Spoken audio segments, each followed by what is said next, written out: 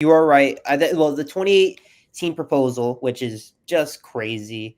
I think it's. I mean, let's talk about it. It's the idea is to have the Big Ten and the SEC get 7 bids, ACC and Big 12 get 5 bids, and then the G5 school get 2 bids, and then the rest are at large.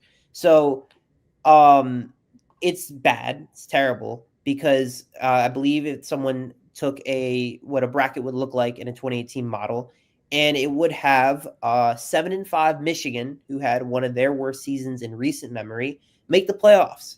It would have Army make the playoffs. It would not be good. It would be actually pretty terrible. And the guy proposing it, Tony Petitti of the Big Ten, he's pile driving the sport. He's taken away everything that the sport was built off of, and it's a disaster. I mean, he said this at Big Ten media days. He said 8-4 is a winning percentage. If you project that winning percentage in every other sport, I'm pretty sure they make the postseason.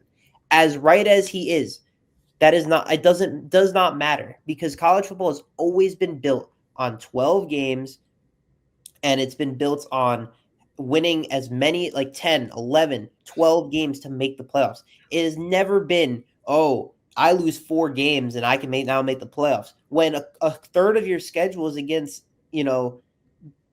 HBCU schools and G5 schools, that's not much of an accomplishment at all to say that at all. It's dumb to even reason with that logic. Oh, 8-4 means that I could be a playoff team. Not, absolutely not. It's a dumb take. And honestly, what I think it means, I think what he's doing here, I think he's trying to get the whole world to say, that's crazy. That's an overreaction. Like, what are you doing? 28's crazy. And then he's be like, you're right. What if I go down 20? Because that's what he's wanted all along. He's been proposing 20 for the last 3 years. He's wanted 20 forever. But he says, oh, let's go 28. It's a hyperbole. He's like, all right, let's settle on 20. And he's going to get 20. It's dumb. It's a stupid proposal. It's a stupid idea. Yeah, again, agree. And I think the underrated part about this whole process is that it expands the schedule, which potentially could eliminate conference championship games. Yep. And that is such a huge part of the college football season, having these conference championship games that mean so much to these individual programs for the conference. And, there's so many historical games that happen in these conference championship games that I think you would lose so much of the heart of college football just by losing those games. They make to what I was talking about earlier about they want it to just be one big super conference. It eliminates the individuality of each of these conferences and each of these teams having their own rivalries and history within their own conferences that you would lose when you expand the playoffs. And I get it. You do have the one fun benefit of it would add more home games. And I think they should try and I would like to find like a balance where you try and find a way to have these college football games, more of them at home, because I think the environment of a playoff game where a team has a home field advantage is just sick and it's fun. And, where we didn't necessarily we saw it a little bit with the first round of playoff games, but it's games that were blowouts. So it's not, you don't really feel the impact necessarily. But overall, like, regardless of that, I think you eliminating conference championship games, making it so that an 8-4 team, a 7-5, like you said, mentioned 7-5 Michigan could hypothetically get in based off of that. Like, just eliminating the importance of the regular season in college football, where I think one of the best things about college football is that every game is supposed to matter. And I get having the playoff, you want to include more teams, and I get having a 1 or 2 loss team, not be cooked on their season just because they lost a random, like imagine like Notre Dame was, out of the year because they lost to NIU at the start of the season. I get not having that necessarily, but to make it so that a 4, a 5 loss team can make the college football playoff just because of the conference they're in. I mean, once again, you look at the teams, the conferences talking about this, the main call between Greg Sankey and Petitti, SEC and the Big Ten. So you know the driving forces behind these, and the responses between these smaller conferences. When the 16 team proposal came out, where I think it was 4-4-2-2, 1-3.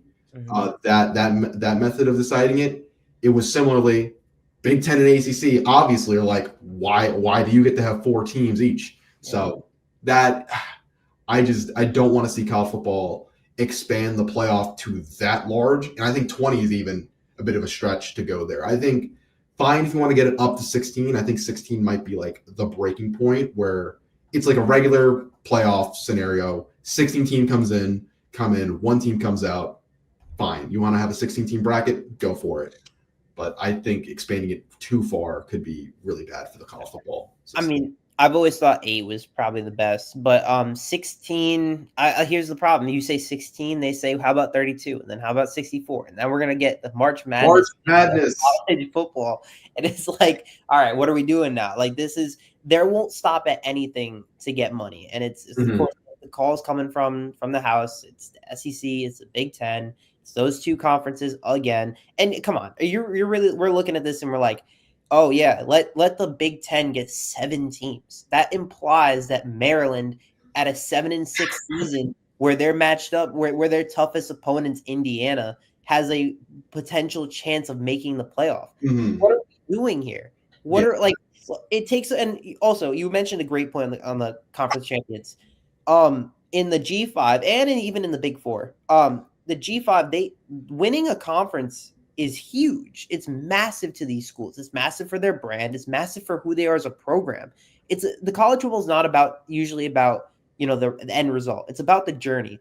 And when you win a lot of like really great games, like when you win your rivalry games and when you win your conference, those are like the highlight moments of your season. And you're trying to take that, you're trying to diminish it, you're trying to take it away from us. That kills the sport. It defies everything of what the sport was built off of, the pageantry, everything about it. You're killing it. It's suicide almost to the sport, but they're doing it for more money, and they understand the way that this works. You schedule 8 more playoff games. Oh, you get more home crowds. Great. This is they're trying to find ways to just get more money. It's a business at the end of the day. And like I get it, but it's bad. It's bad for the sport. Yeah. I mean, where you can keep going on this all day for the entire day. But, the consensus on it, I think everybody who's not a Maryland fan or a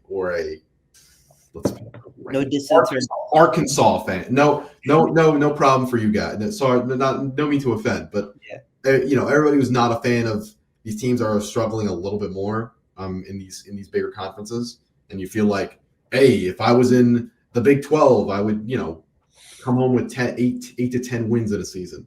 Like, no offense to you guys, but I think it'd be a disservice to college football to let teams with 4 losses, consistently 3 losses, because that's what you would get, and then potentially 4 losses into the college football playoff